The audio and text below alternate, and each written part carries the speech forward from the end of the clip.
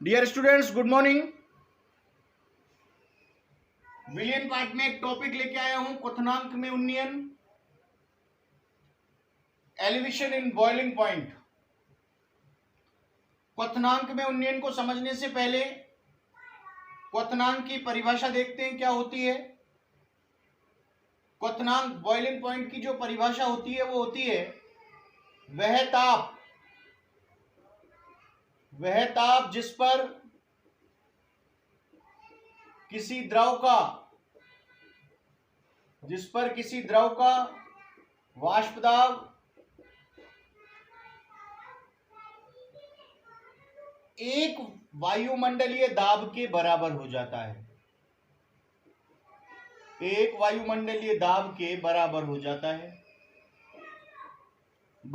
जाता है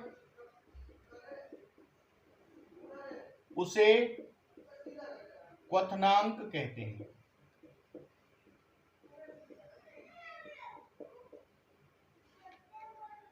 जैसे जल का 100 डिग्री सेल्सियस टेम्परेचर पर, 100 डिग्री सेल्सियस तापमान पर वाष्प दाब एक वायुमंडलीय दाब के बराबर हो जाता है, 1 atm दाब के बराबर हो जाता है।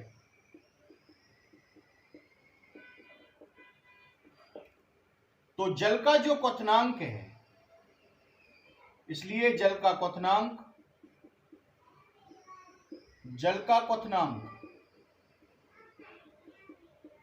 100 डिग्री सेल्सियस होता है। ये क्वथनांक की परिभाषा है। क्वथनांक में उन्नयन का मतलब होता है वृद्धि। क्वथनांक में वृद्धि को समझने के लिए क्वथनांक में उन्नयन को समझाना हूं, वृद्धि को समझा रहा हूं क्या है।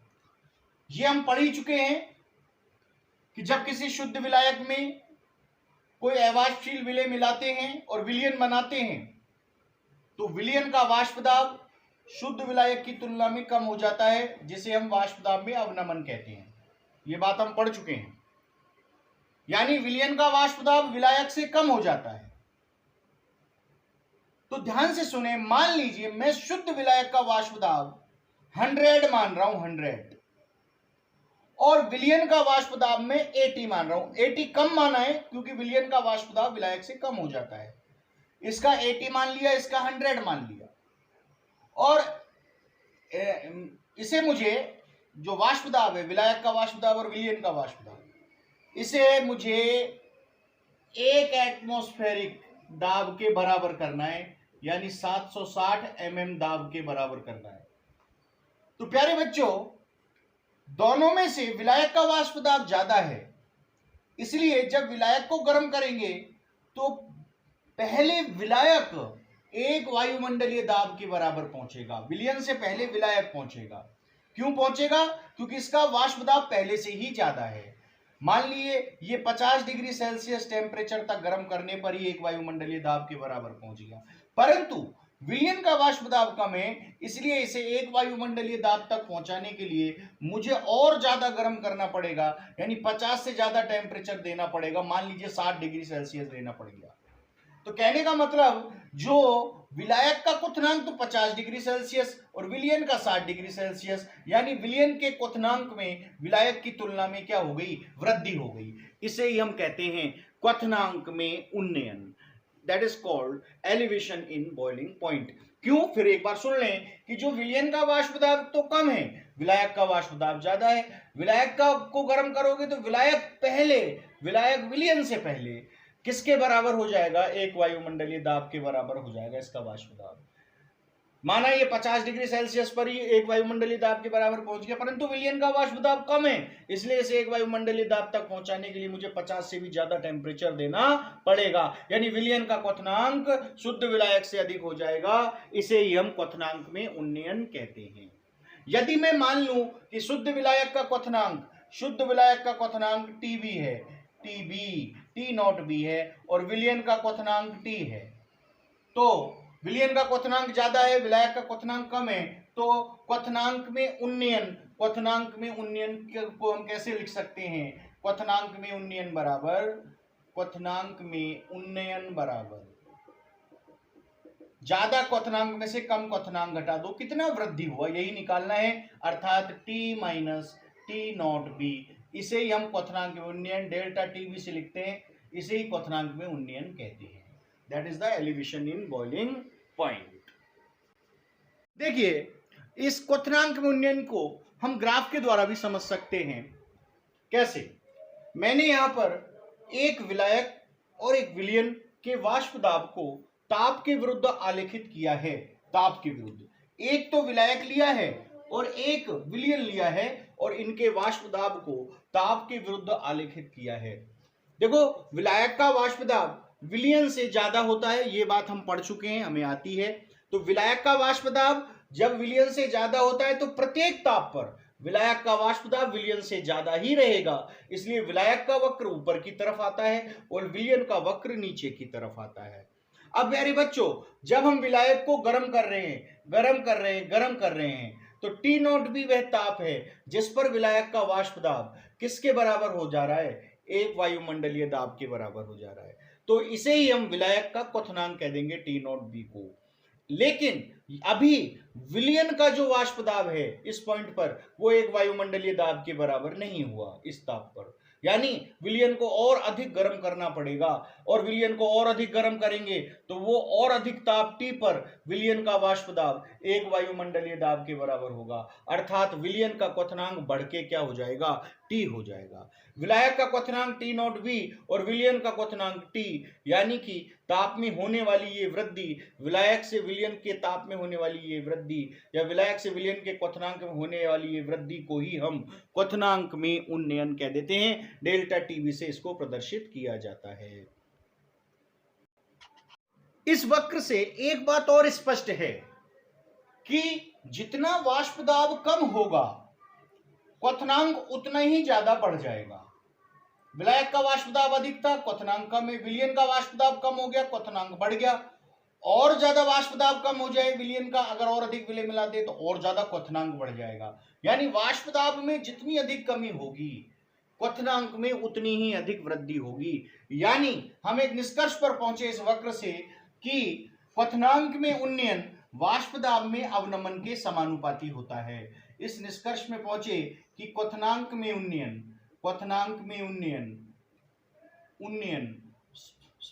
दाब में अवनमन के समानुपाती होता है। वाष्प दाब में अवनमन यानी कमी के समानुपाती होता है। जितनी वाष्प दाब में कमी होगी उतना ही क्वथनांक में वृद्धि होगी, अर्थात लिख सकता हूं क्वथनांक में उन्नयन delta T B is directly proportional to वाष्प दाब में अवनमन डेल्टा पी। ये हम लिख सकते हैं। इसको मैं इक्वेशन नंबर 1 डाल दूंगा, समीकरण नंबर इसको 1 लिख दूंगा। प्यारे बच्चों, हमने राउल्ट्स लॉ में पढ़ा है, राउल्ट के नियम से हमने पढ़ा है, राउल्ट के नियम से ये हम पढ़ चुके हैं पहले। राउल्ट के नियम से कि वाष्प दाब में आपेक्षिक अवनमन विलय के मूल भिन्न के बराबर होता है। वाष्प दाब में आपेक्षिक अवनमन अर्थात P naught B minus P upon P naught B equals to X A. वाष्प दाब में आपेक्षिक अवनमन विलय के मूल भिन्न के बराबर होता है। इसे मैं ऐसे भी लिख सकता हूं कि P naught B minus P को तो डेल्टा पी लिख लेंगे, दो राशियों का अंतर, अपॉन पी नॉट बी बराबर एक्स से विलय के मूल भिन्न यानी कि विलय के मोल Na बटे विलयन के कुल मोल यानी Na प्लस Nb, ऐसे लिख सकते हैं इसको हम। अब क्योंकि तनु विलयन है, राउल्ट्स लॉ या जो अणुसंख्यक गुणधर्म है वो तनु विलयनों पर लागू होगा, तो तनु विलयनों के लिए अब तनु विलयन है तो तनु विलयन में विलय के मोल की मात्रा बहुत कम होगी, यानी विलय तो बहुत कम घुला होगा, विलायक के मोल ज्यादा होंगे। तनु विलयनों के लिए विलय के मोल यानी Na का मान जो होगा वो बहुत ज्यादा कम होगा, किससे? विलायक के मोल Nb से, यानी Na is very less than Nb, तो इसलिए हम Na प्लस Nb को लगभग किसके बराबर मान सकते हैं? Nb के बराबर मान सकते हैं। तो Na प्लस Nb को जब लगभग Nb के बराबर मान सकते हैं तो इस व्यंजक को हम कैसे लिख सकते हैं? इसे इस प्रकार से लिखा जा सकता है, ध्यान से देखना कि delta P delta P upon P naught B बराबर N A upon N B. N A plus N B को लगभग किसके बराबर लिखा जा सकता है, एन बी के, मैंने लिख दिया N A upon N B, right. अब मोल बराबर होता है ग्राम में मात्रा बटे अणुभार, तो हम इसे उस फॉर्म में भी बदल लेंगे, delta P upon P naught B बराबर P naught B N A विलेय के मोल यानी विलेय की ग्राम में मात्रा डब्ल्यू ए बटे विलेय का अणुभार अपॉन विलायक की ग्राम में मात्रा डब्ल्यू बी बटे विलायक का अणुभार। या ऐसे लिख सकते हैं delta P upon P naught B बराबर डब्ल्यू ए बटा एम ए गुणा एम बी ऊपर चला जाएगा M B upon W B. जो यहां से डेल्टा पी का वैल्यू क्या निकल आएगा, डेल्टा पी बराबर पी नॉट बी गुणा डब्ल्यू ए बटा एम ए गुणा एम बी बटा डब्ल्यू बी। इसको समीकरण 2 लिख देंगे। इस समीकरण 2 का मान उठा के समीकरण 1 में रख देंगे, यानी डेल्टा पी का मान समीकरण 1 में स्थापित कर देंगे। तो कैसे रखेंगे ये भी ध्यान से देखिए। समीकरण 2 का मान समीकरण 1 में, तो डेल्टा टी बी समानुपाती क्या आ जाएगा, डेल्टा टी बी समानुपाती डेल्टा पी का मान रख रहा हूं पी नॉट बी गुणा डब्ल्यू ए बटा एम ए गुणा एम बी बटा डब्ल्यू बी, राइट। या समानुपाती का चिन्ह हटाऊंगा तो एक नियतांक कप्पा लगाऊंगा, kappa into P naught B गुणा डब्ल्यू ए बटा एम ए गुणा M B upon W B. यहां तक का ये डेरिवेशन आप लोग अभी देख लें। मैंने हालांकि अपनी लाइव क्लास में इसको पूरा पढ़ा दिया है, केवल आपके रिवीजन के लिए मैंने एक बार इसको दोबारा से वीडियो बना के आपके लिए डाल रहा हूं, ध्यान से देख लेना इसको। यहाँ के आगे के डेरिवेशन को मैं अगले वीडियो में डालूंगा, उसको भी आप देख लेना। आगे के जितने भी टॉपिक मैं पढ़ा चुका हूं सबका 1 by 1 वीडियो आपके पास आता जाएगा। Thank you.